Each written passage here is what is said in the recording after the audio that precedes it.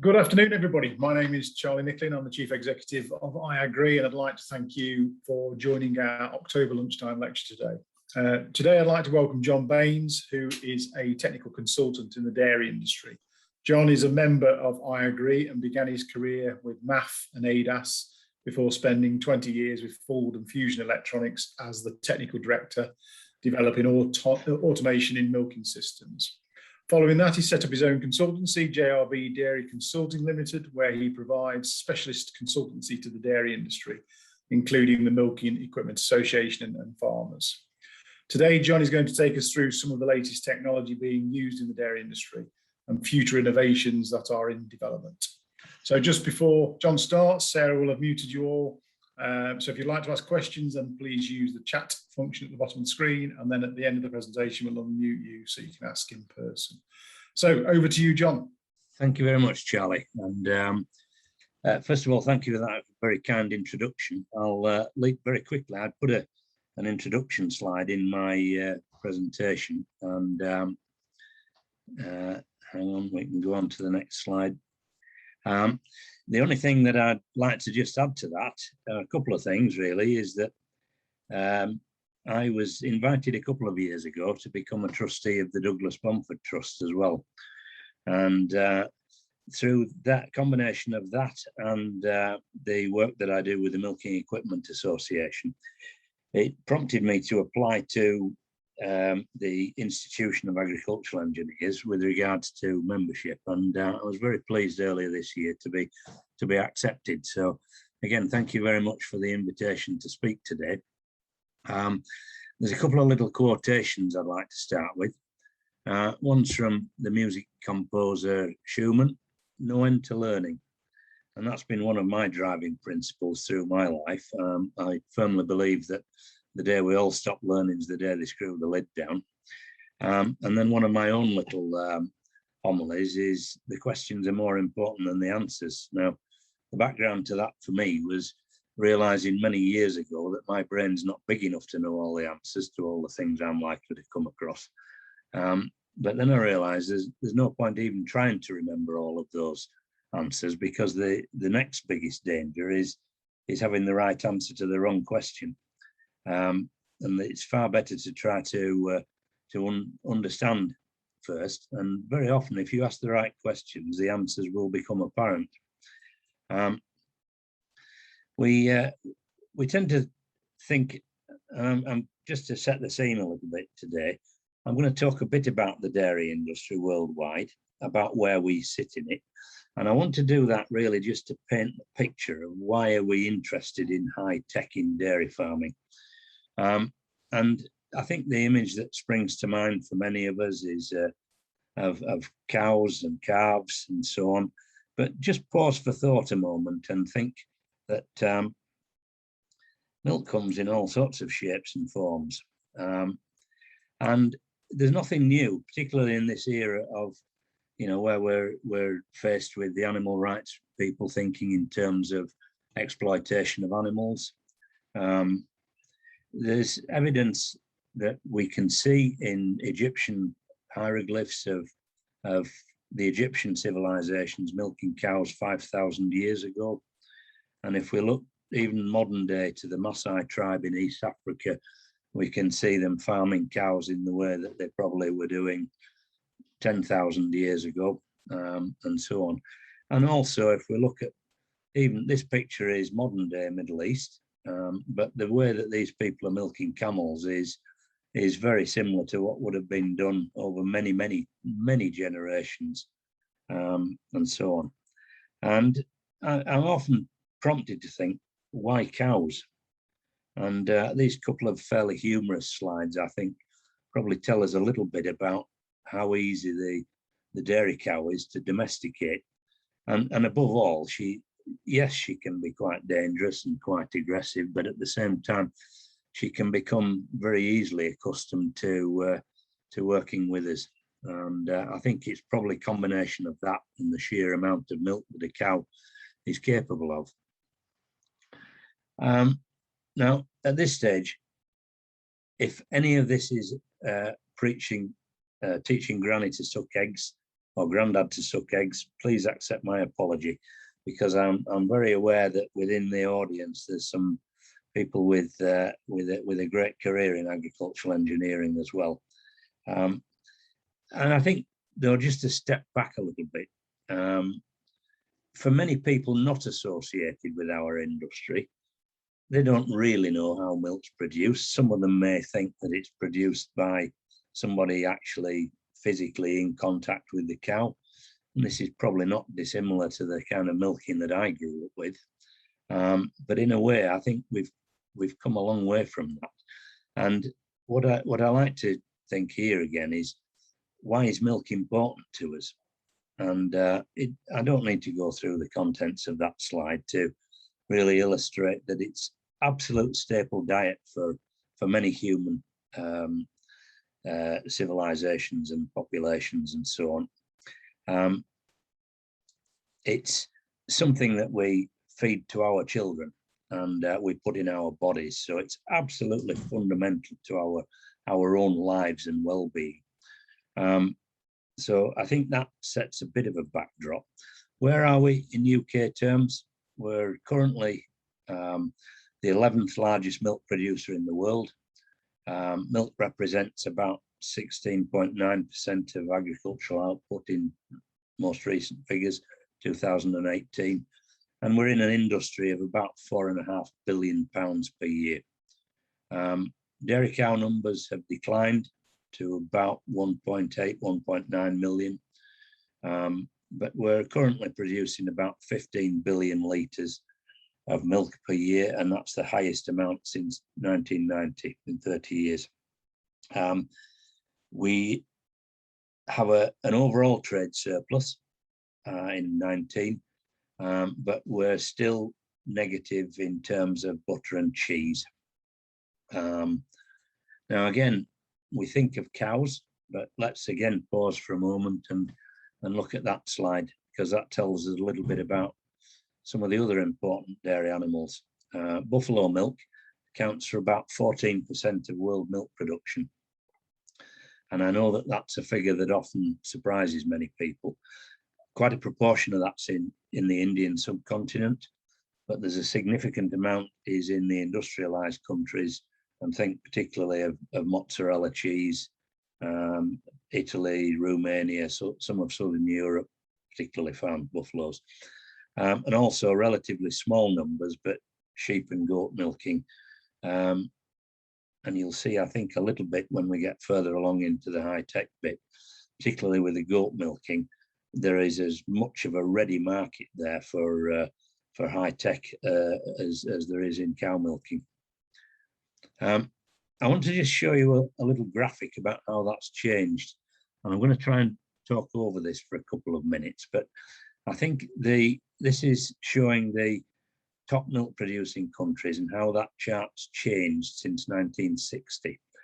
And I think the ones to look out for are, first of all, USSR, and you'll see around about 1990 when the USSR broke up that fragments. Look at New Zealand. You'll see right now it's nearly down at the bottom of the chart. But just keep your eye on New Zealand, but also keep your eye on China and India. And at the moment, in 1976, China's not even on the screen. And the other area as well there is look at the US and the way that US milk production is growing quite phenomenally. And one of the reasons for wanting to just show this graphic is to just explain a little bit about the competitive arena that dairy farming is in, and recognizing that degree of competition, why it is inevitable that high tech is going to be part of the dairy industry. And as I say, around about 1990, some phenomenal changes there in the structure of the industry. And by now, we're seeing India creeping up, dramatic increases in production. You'll see Australia is dropping by the wayside to an extent. And again, New Zealand is climbing. And here we are at 2000 now. We're still no sign of China there yet.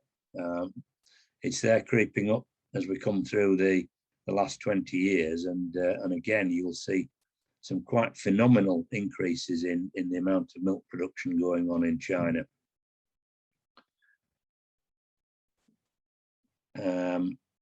Now, obviously, I'll come a little bit further to talk about the likes of New Zealand in a moment, because you might think, why is that little country half a world away important to us? I'll explain that in a moment.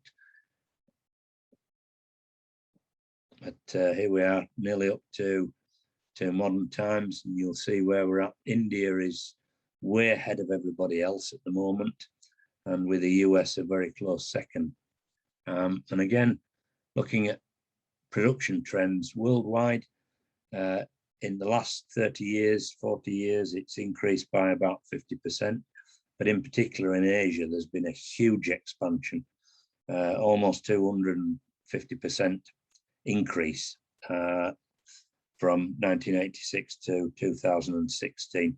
Now, a lot of that, it's important to understand that a lot of that is on mega farm scale farming, particularly, and again, that is requiring a lot of automation. I'm not going to dwell too much on statistics, but coming back to our own country, look at herd size trends here, and particularly in the last 25 years or so, you'll see typically herd sizes have doubled, and the overall UK average is about 150. Scotland is about 200. But when we look at that chart in terms of how are those cows distributed, and this slide absolutely astonishes me, to be honest, because we've still got about 4,000 herds which are less than 10 cows in the UK. So I think we have to regard those as they're not commercially viable. They're just producing a bit of milk for themselves, probably. The true average herd size is therefore much greater than what we perhaps think. Again, if we look at trends on herd size, this is number of holdings by herd size, and you can see the small herds are dropping quite rapidly. There is quite a significant increase in the number of the larger herds. But again, if we look at the number of cows by herd size, and in particular look at the lines that represent 200 to 500, 500 to 1,000, and 1,000 cow plus, those numbers are increasing, and inevitably it's very difficult to manage those kinds of herd sizes without some degree of automation. I just want to reflect, not for long, but the volatility of milk prices, because this has a huge effect on farms' ability to invest. And this particular chart shows us milk prices, farm gate milk prices in the last 30 years. And you can see there's a huge level of volatility there, probably quite surprisingly for many. Milk price right now at the moment, it's not that much higher than it was way back in 1992, 93. But again, it's an industry with that incredible volatility, and you might say what happened in 2014, 15. Remember that little country around the other side of the world, New Zealand. About 95% of New Zealand milk production is exported, mostly in the form of cheese, butter and powder. And around about 14, 15, the Chinese, who've been buying a lot of that milk, suddenly said, we don't want your powder anymore. And by the way, we've been stockpiling it. We're going to dump it back on the world market. And it caused an absolute seismic shock through the dairy industry. Now, first of all, that might have been catastrophic for some, but what it really means in the long term is that dairy farms have got to be sufficiently resilient to cope with that degree of volatility, otherwise get out. And just to show it's not just here, these are world wholesale prices for a series of commodities, and you'll see a very similar level of volatility. And again, around about 14, 15, that huge spike in prices. Just moving back to equipment, and this is really moving into the area where we can talk about high tech. This is UK milking equipment sales, and there's no surprise for many that that similar level of volatility mirrors almost exactly the volatility in milk price terms, and it shows the extent to which the spending mood of dairy farmers is very much influenced by the size of the milk check month on month. And yet, paradoxically, the investments that they're going to make are very long term. For many farms, they'll invest in 1, possibly 2 milking parlours in a lifetime. So it's you know, they're again looking particularly at what is that system going to do for the business. Now again, and we'll get to high tech in a minute. I want to use this slide, and I make no apology for it being 2012, but the figures still very similar nowadays. This is about cost of production, and if you look at New Zealand, it's way down there. New Zealand accounts for quite a substantial proportion of world trade in milk, so it's a driver for milk prices throughout the world. And anybody who's seen New Zealand style milking, they know it's very low cost. It's all grazing based, and essentially that is going to drive what happens elsewhere. Now again, I think we're on about the last of the small typeface. This slide shows us a little bit, and again, one of the surprises here, in world terms, the average dairy farm size is 3 cows. And yet, if we look at some of the countries there, New Zealand, way back in 2012, it's almost 400 cows. Australia, 240. EU herd average is about 16, and yet we've already seen in the UK it's considerably more. If you look at parts of the EU like East Germany, it will probably be 1,000 plus. So we've got quite a disparate set of dairy farming. Now, I said we'd come back to the cow, and of course everything starts with the cow giving birth, and I think we'll need to remember throughout this that the most important event in every dairy farmer's life is getting a cow pregnant. If you can't do that, everything else is irrelevant. And the animation I'm just going to show you now is just really illustrating the hormonal reflex to stimulation, release of oxytocin, the effect of oxytocin on the milk secretory gland to let down milk, and then in particular to allow milk to be available for extraction by the milking machine. And the actual design of the milking machine and the operation of it has changed. Well, the principle of it, at least, has changed very little in 100 years. But where there have been huge changes, this might sound very dull and boring, but in particular in material science, but more specifically, and increasingly so in recent years, has been in the control technology that really looks at that whole process in terms of how do we apply massage pressure to the teat, how do we tailor takeoff to individual animals, and so on.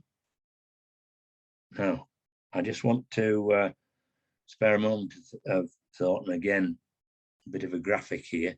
The red line at the top shows the milk production profile of a typical lactation, Typically for a dairy cow, it's going to be something like 10 months, 10 or 11 months. And you can see that she reaches a peak of lactation at about 6 to 8 weeks. But this is where it becomes a little bit of a challenge, because if you look at her, the brown line here, can you see my pointer on the screen? Yeah. Her dry matter intake, in other words, her feed intake, only reaches a peak at something like 12 to 16 weeks. Now, inevitably, that represents a huge challenge because, in other words, she's not capable of satisfying her dietary requirement from dietary intake alone. So inevitably, she's going to milk from body reserves. And in particular, one of the challenges there is that we need her in calf to produce another calf in a year or so's time.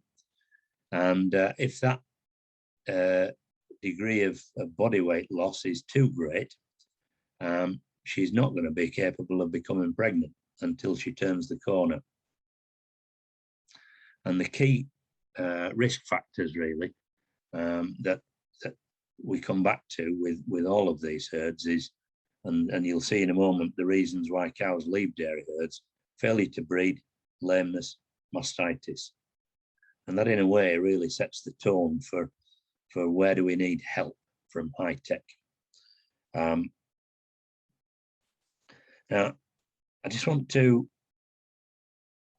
show this short video as an indication of the typical milking operation. Remember the guy sitting on the milking stool next to the cow? He was quite in tune with that cow's mood, with how she was feeling. Whereas if you watch these guys, they've probably got 10 seconds with each cow. And there is no way that the average milker on some of these large-scale dairy units can know very much about the cows. And at best, even on some of those family farms we talked about, people know the stars and the sinners. They don't know much about that huge population of cows in the middle.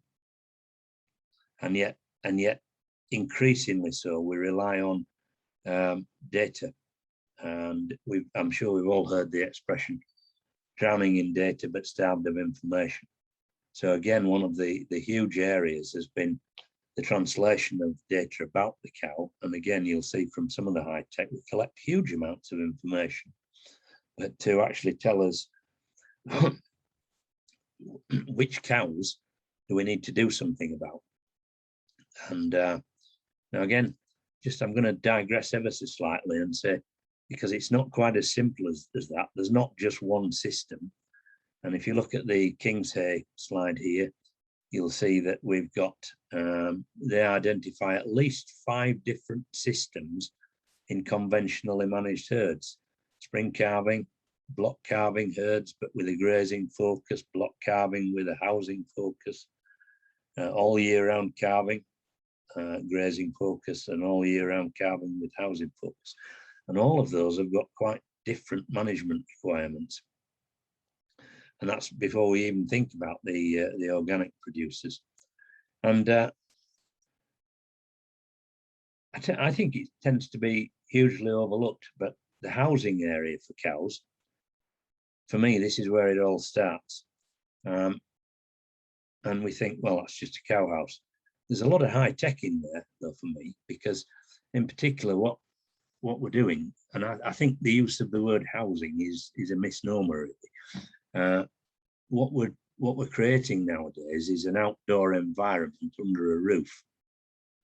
And in particular, if you think about cows' lying requirements, cows will typically be lying for 12, 13 hours out of 24. They'll be feeding for maybe 6 or 7. It doesn't leave much time else for other things.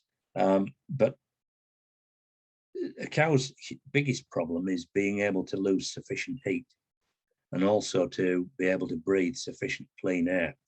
So there's a lot of design technology has gone into the modern day cow house.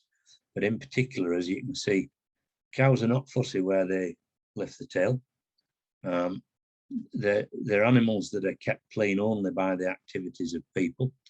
And of course, that doesn't mean grooming. It means by design of the building. In total contrast, this is a grazing-based system.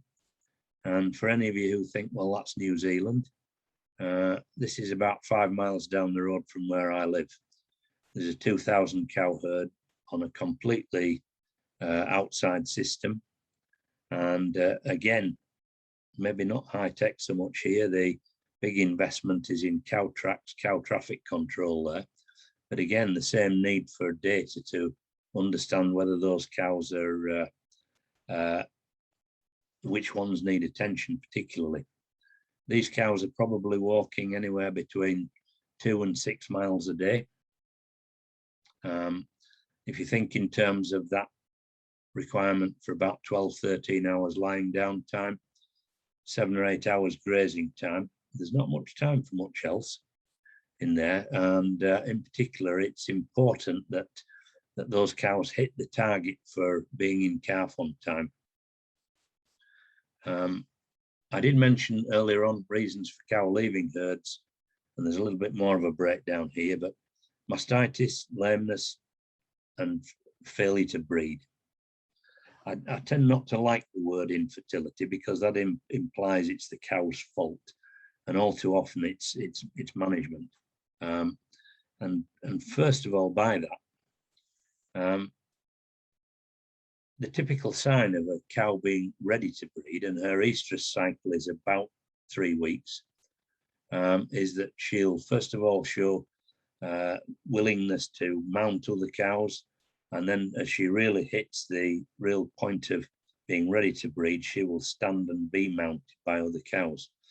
But that period of estrus it's a matter of a few hours, once a week, once every 3 weeks. And in particular, the idea of a human seeing that and recording it it can be done, but imagine in those very large herds, it's almost impossible.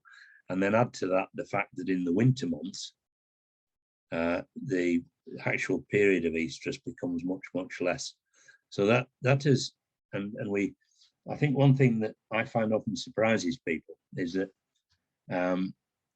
we've been using artificial insemination in dairy farming for probably about 70 years.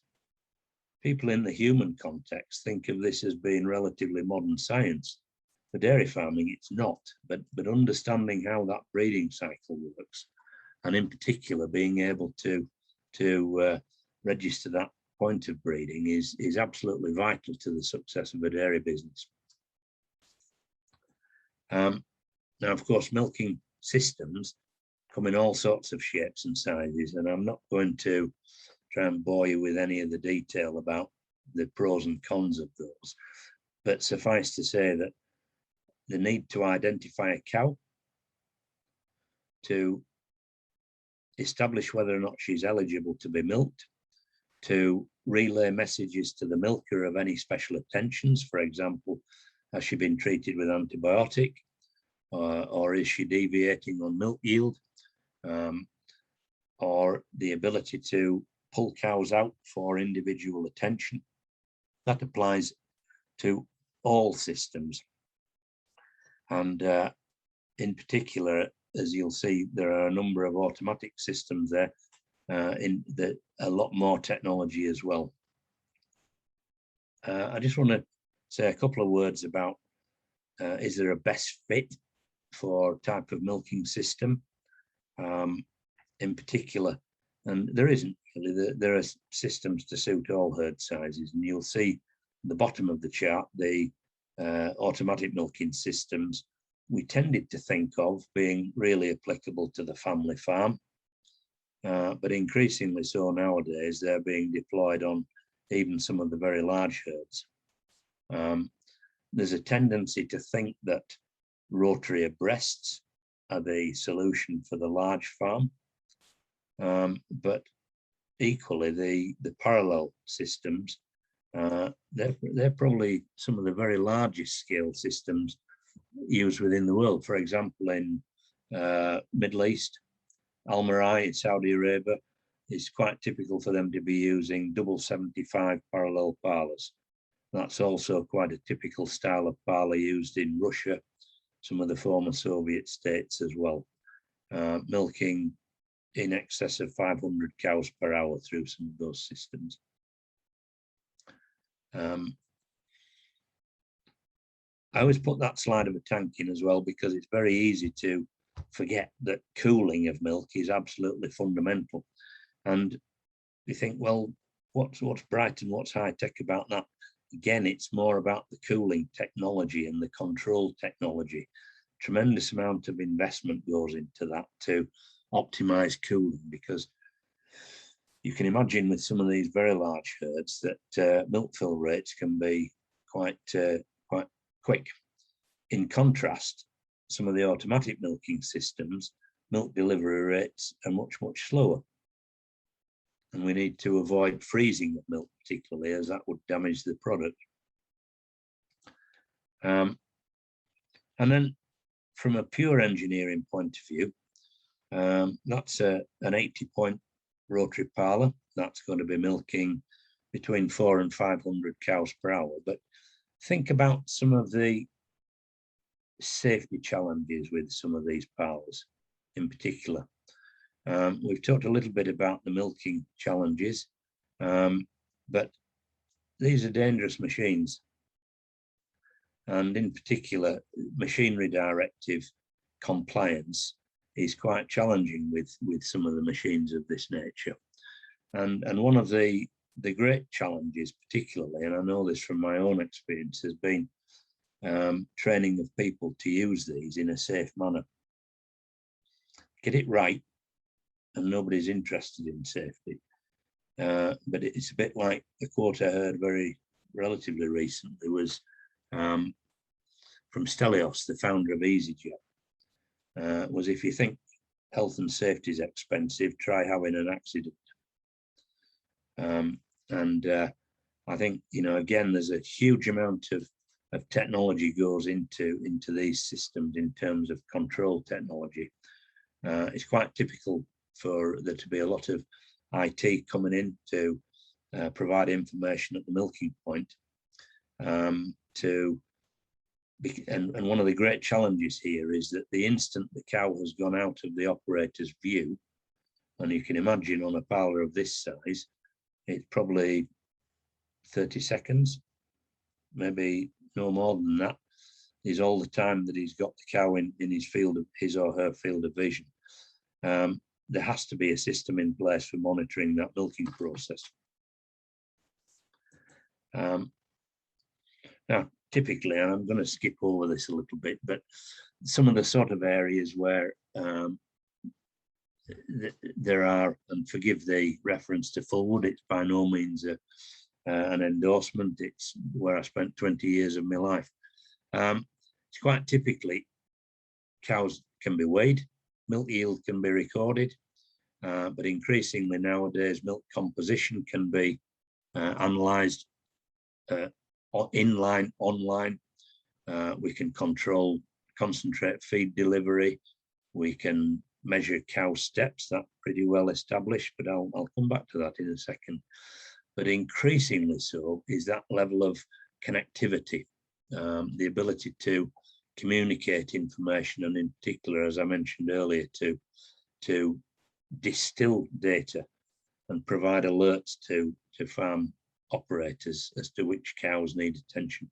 But in particular, we're also seeing, and this is particularly relevant with automatic milking systems, is the ability to use a kind of telemetric approach to monitoring machine function.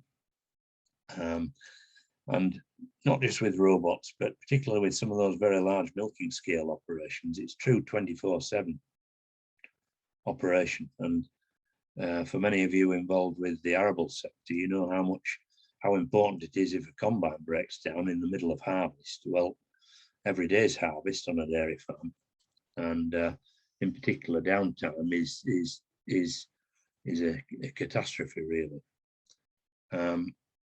We follow this cycle of observation, analysis, auto control, reporting, and then effectively starting again.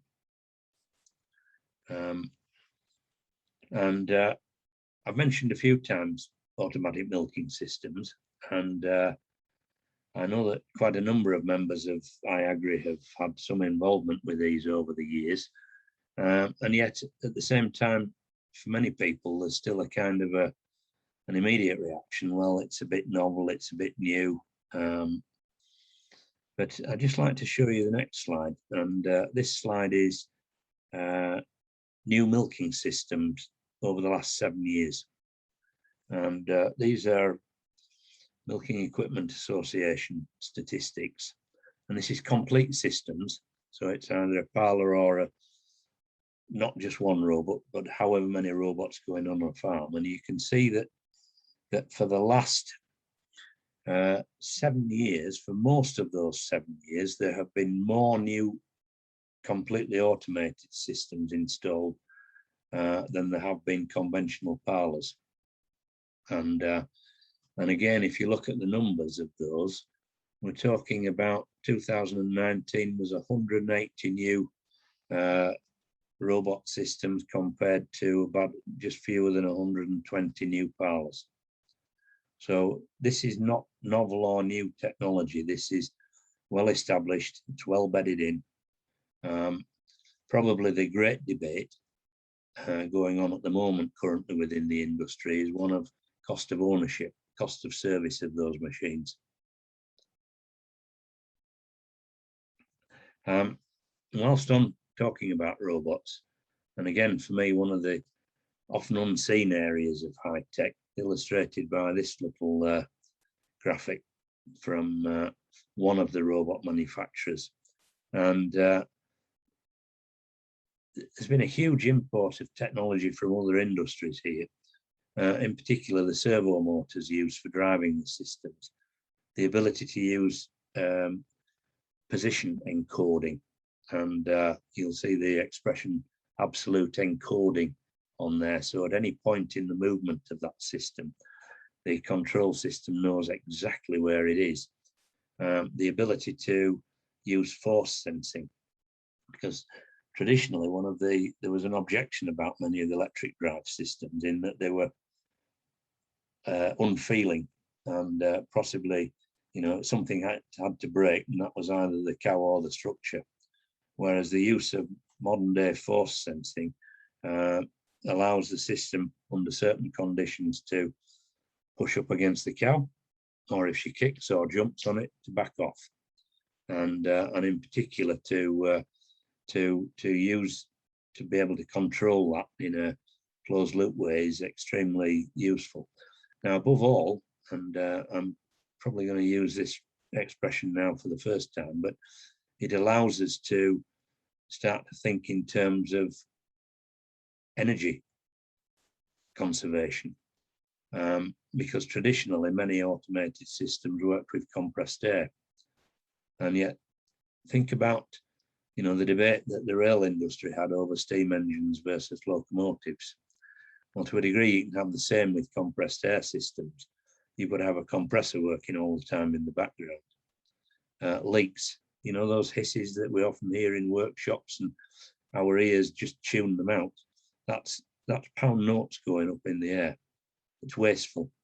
To be able to use an electric drive system introduces quite a considerable cost, probably about 2/3 of a running cost in terms of the movement on these modern machines. Another area of high tech I mentioned earlier on, the challenge for a cow in terms of eating her own body weight. And you might say, and I know that many people have been accustomed or been used to weighing cows. There's a big challenge with weighing a cow though. And that challenge is that her own body weight can change considerably just through changes in gut fill. And without being crude about it, she's probably going to consume maybe 100 litres of water a day. She's going to consume something of the order of 70-75 kilos fresh weight of feed. one of those peak yielding cows could be yielding 60+ litres of milk per day.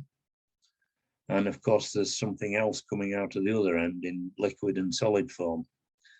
Now, typically, I know from my own experience at the Bridget's experimental husbandry farm in the early 80s, when we were weighing cows, we were seeing day-to-day variation in individual cow weight of plus or minus 30 kilos.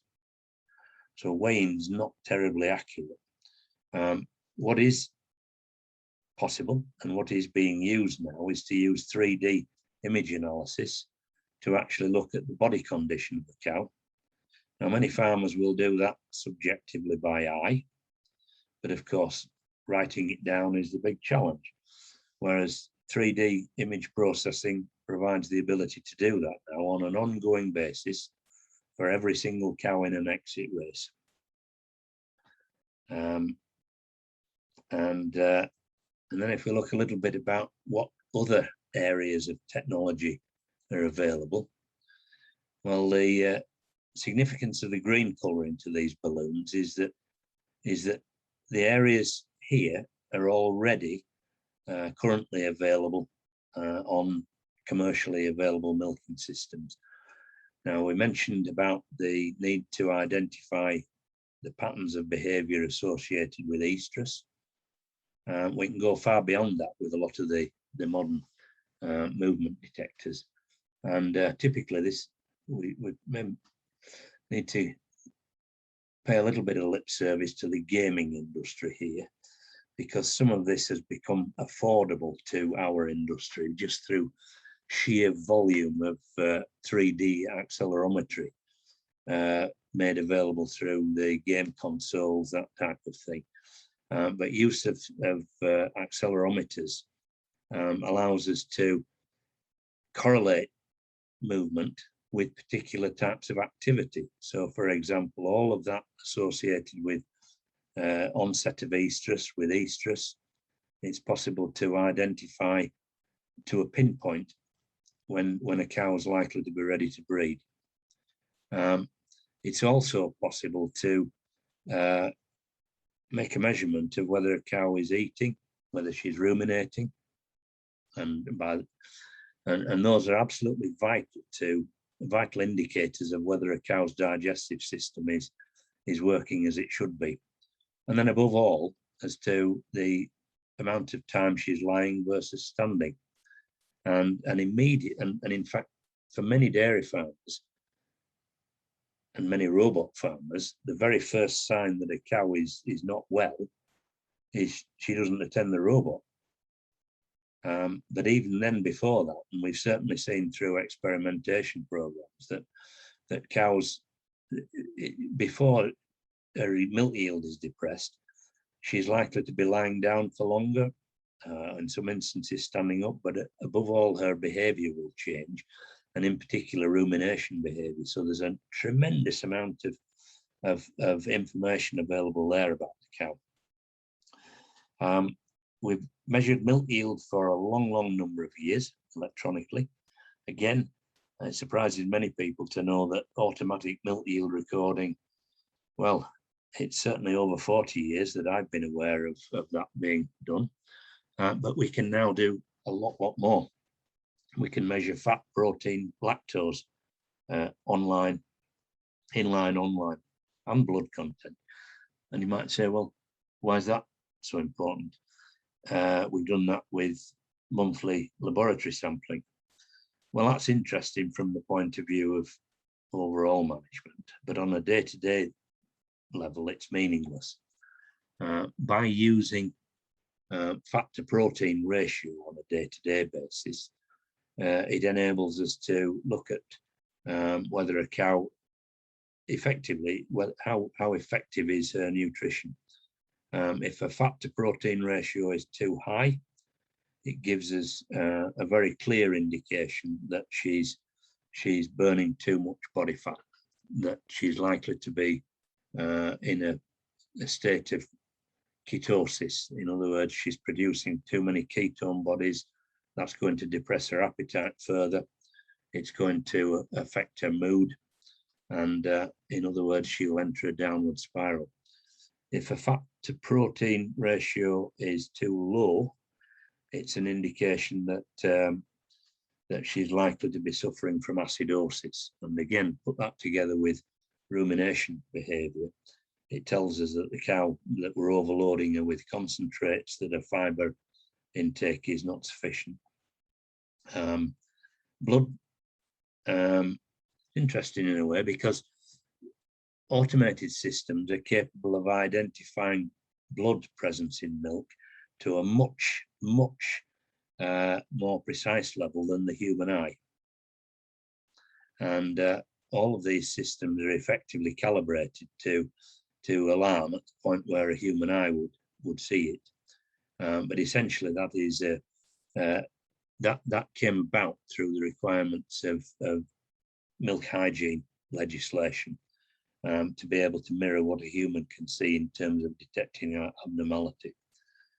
We can also measure somatic or white blood cells in milk as indicators of infections in udders, and also progesterone. And then on top of that, there's a series of other technologies at varying degrees of readiness. I'm not aware of too many of these being commercially available, but milk amyloid A, MAA, is a very early marker of disease in udders. It almost falls into, it's a very precise measure, but it recognizing that many infections will self-cure. It's one of these that's almost a so what question. I'm aware that that's been applied more on a herd level at the moment, and so on. And any of you who were involved with Servo would recognize the expression about breath monitoring. That was certainly in the early days an attempt at monitoring the ketosis type of cow, but to a degree that's been overtaken by the ability to measure fat and protein ratio on a daily basis. But of course that level has also been, breath monitoring is also being used on a research level to look at exhalation of methane in greenhouse gas terms. Conscious that time's going on, but I always think it's useful to think about what an automated milking system can't do. And you can read yourselves as well as I can. There's quite a lot of things that tell us that we still need a good stockman. We still need to be able, particularly, to formulate rations. We need to know what to do with sick cows. Above all, the whole purpose of high tech is to direct us to those cows that need attention. But look at the last one on the list, and it's slightly humorous, I know, but automated systems don't get cross. They don't get angry with the cow. They don't go to the pub on a Saturday night. They don't, and I think in a way as well, humans aren't always the most perfect partner to cows. I said to many students to whom I lecture, where are a cow's eyes on her face? They're on the side. Why is that important to them? Because they're an animal they're preyed upon. It's important that they can see more or less all around them. Another thing about cows' eyes is that they're very sensitive to movement. They've got a high proportion of retinal cells that respond to movement. Where are humans' eyes? They're on the front of our faces. And that gives us the ability to see in stereo vision, to judge distance. And our peripheral vision, that's about where the only place we have that very high preponderance of movement sensitive retinal cells. But to a degree, that almost defines the biological relationship between humans and cows. Cows are hardwired to think that we're going to eat them. And this is, but to a degree, this is where technology can be a huge help to us. And I just want to round off with a couple of little videos just to really illustrate the extent to which we use technology. Now, again, that cow walked into that robot. She's attracted by feed and only feed. And we tend to forget this now, but there was a huge program of research went into cow behavior as to what would cows, did they want to be milked? Would they feel more comfortable? And that research concluded very firmly that no, feed is the main motivator. Water to a much, much lesser extent, but the rest of it, forget it. It's feed and only feed. But above all, what's very, very clear is anybody who's visited robot milked herds, the cows are so docile, so quiet. They're used to a completely different interaction with the human workers around the place, and so on. And again, you'll see probably just an illustration of a laser technology there to guide that overall management system. And again, we're totally reliant on technical sensors to produce that data and control the system. And lastly, a little bit humorous, but this video literally condenses into 3 minutes the activity around a dairy farm. And I hope you'll agree with me that it does illustrate that that degree of high tech does provide the capability for cows to fulfill a lot more of their natural behavior. Yes, of course, they're motivated by feed, but they are, even in a wild state, they're going to go and look for feed. And you will see that actually one of the interesting things is the extent to which they use the grooming brushes even. But these cows are just going about their own business, quite untroubled by the system. They're able to fulfill their own social needs as well. And cows are extremely hierarchical animals. There are boss cows. There are, as one of my good friends describes them, his daughter describes them as the shy librarians as well, the ones who just go about their business very quietly.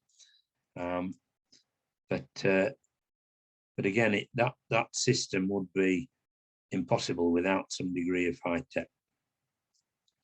And you even see the little vermin running along there as well. We should perhaps include that bit.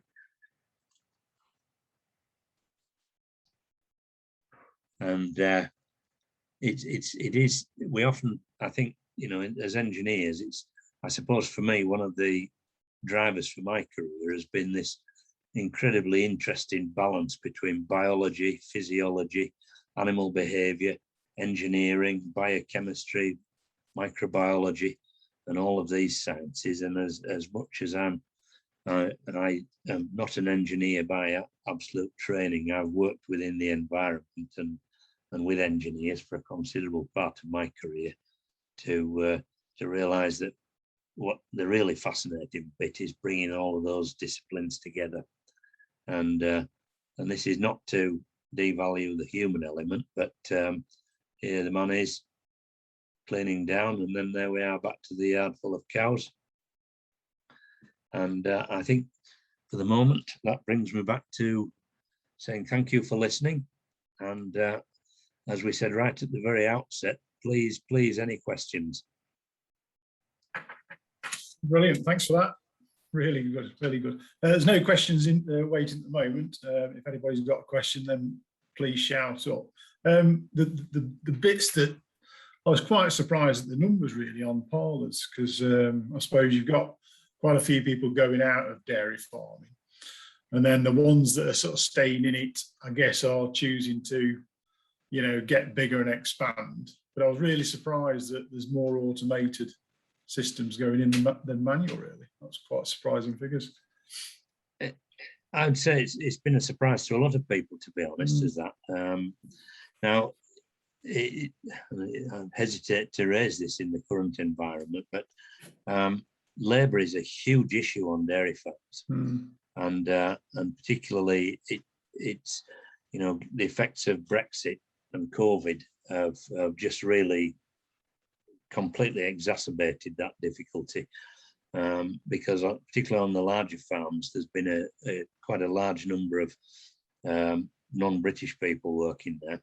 And I honestly, I'm afraid I get rather irritated when I hear our Prime Minister talking about pulling the big lever and, people coming with cheap wages in mind, because this is, in my view and my experience, this is not about people coming to work for low wages. It's people coming to work in jobs that nobody wants to do here. And more to the point, the degree of motivation in the people as well. I take my hats off to some of the Eastern European workers I've seen on dairy farms in this country. And I think inevitably automated systems, they're not without the challenges, and particularly on some of the larger units. The biggest challenge is the first report most automated or robot system farmers will look at in the morning is the cows that haven't turned up for milking. And where they've got 1 or 2 robot system, they might have 4 or 5 cows. But on a 1,000 cow unit, they might have a couple of pages of A4 of cows that haven't turned up for milking. And the simple question is where do you go first? And with the caliber of people working on some of those farms, making that decision can be quite a challenge in itself. And increasing, the one thing I didn't mention there, but the advent of using robots to batch milk cows, in other words, bringing a batch of cows to a group of robots and letting them work their way through. That is growing in development nowadays. Okay, there's a couple of questions. We've got a couple of minutes left. So do you want to jump to Tim Chayman's question? Tim? Yeah, okay. Can you hear me okay? Yeah. Yep. Yeah. This is probably from a point of ignorance, but is there any opportunity for running a suckler herd and an automated milking herd? Because modern dairy herds, obviously the cow can produce far more milk than is needed by the calf. Could they actually run together to the profit of both? It's a good question, is that, Tim? I'm tempted to duck the answer a little bit, really, but to say that certainly with some of those camel systems that I alluded to, it's quite typical for them in the first 2 or 3 months of the calf's life for them to be doing exactly that. They run the calves alongside. And in fact, the guys milking those camels, they actually use the calf to stimulate the cow, right. The camel, I should say.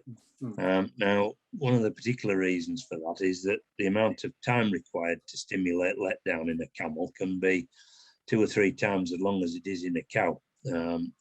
And literally with those animals, it's no stimulation, no letdown, no milk. And to a degree, that highlights where the modern day dairy cow helps us, because she has quite a substantial amount of cisternal storage in her. In other words, milk that's available anyway as soon as we put the milking machine on it. I know that there have certainly been a few traditional farms, very traditional farms, that would have had small numbers of cows that they would have been feeding calves with. I don't know. You're right, though, that many of these cows would produce far more milk than an individual calf would use. Yeah, obviously the challenge would be managing the system, because it would be quite complicated to get a balance between the two and for everything to work smoothly. But, well, yeah, and a very good friend of mine in the very north of Scotland, he owns a suckler herd, and the one thing he always tells me is we're less worried about mastitis because she only needs 1 good teat. As long as she's got 1 good teat functioning, that's all I'm bothered about. In other words, she can feed her own calf.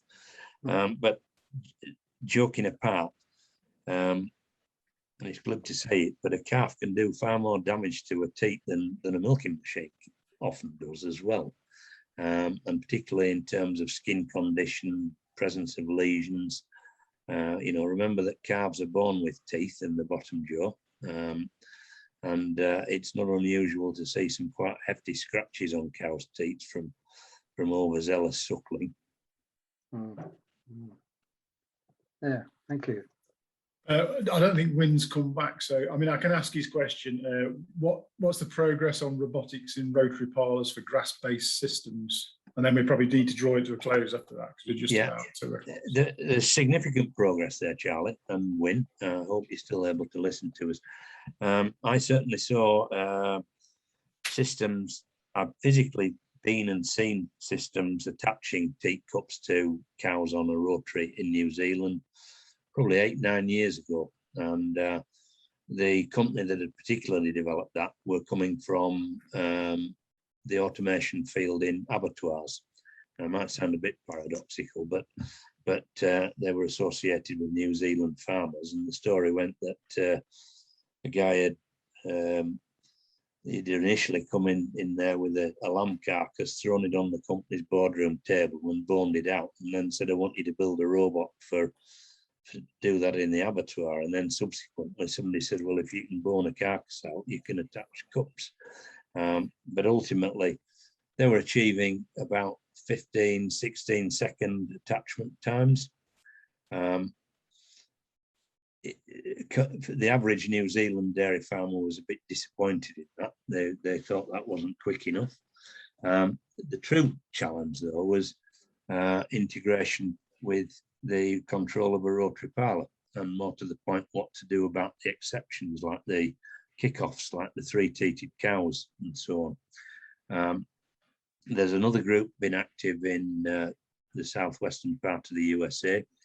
They were attaching quite well, but again, similar challenges there. And where we're at the moment with all of this is that US group is automatically teat disinfecting and teat cleaning with a robot, with an industrial robot sitting beside a rotary. And there's also, in fact, a very large company from Sweden is implementing an automatic teat spray robot based on a vision system at the side of a rotary parlour as well. So the technology is there. It's certainly doable. The challenges, I believe, are less to do with the robotics and more to do with how do we deal with abnormal milk, how do we integrate with parlour systems, what about health and safety, because you can imagine with a robot of that nature, safety it's non-negotiable. Okay, well, I'll draw it to a close. Absolutely fantastic presentation, really interesting stuff. You know, it'd be really interesting to see where the future goes. I saw some presentations on some what I described as telemetry for cows, where you've got intravenous devices that get put inside, during the build up to calving and feed data out. So really amazing stuff. So thank you for doing that. Thanks for spending the time and presenting to us. I'd like to thank everybody for joining us again today, and hope that you'll join us for the next lecture on the 16th of November, where we'll be joined by IAgrE fellow Hugh Crabtree, who's going to talk about his company FarmX and the world of precision livestock farming. So obviously, definitely a carry on from this one. Just before we close, I'd like to remind everybody of our annual conference as well, Future Fuels in Agriculture, which will be online on the 3rd of November. Great lineup of speakers from around the industry. Please check it out on the website and book your place, and also share with your colleagues as well. It's not just about machine fuels, but also about how fuels can come from waste products in agriculture as well. So all that's left to say is thanks again for joining, and we'll see you next time. Thank you. Bye-bye.